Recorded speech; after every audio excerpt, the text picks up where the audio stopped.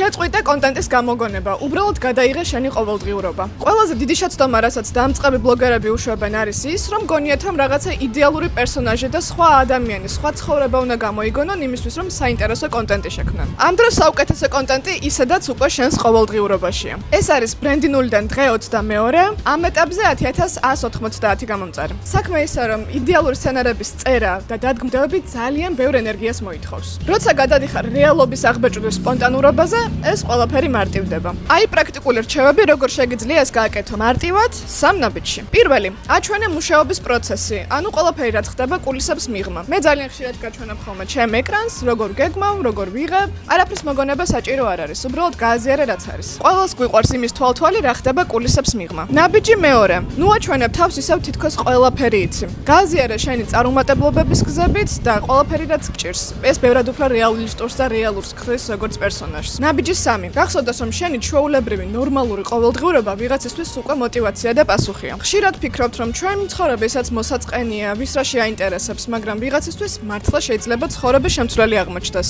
თან სირთულეების ჩვენება გვაჩვენებს იმას რომ მარტო არ ვართ. სწორედ ეს 3 ნაბიჯი ქმნის ნამდვილ ულთფელ აუდიტორიას და არა ძალიან გაპრიალებული ფილტრები და გარეკანები. თუ გინდა უყურო ამ სერიებს სწორი თანმიმდევრობით და არ გამოგჩეს შემდეგი სერიები, დააკომენტარა სიტყვა ნულიდან.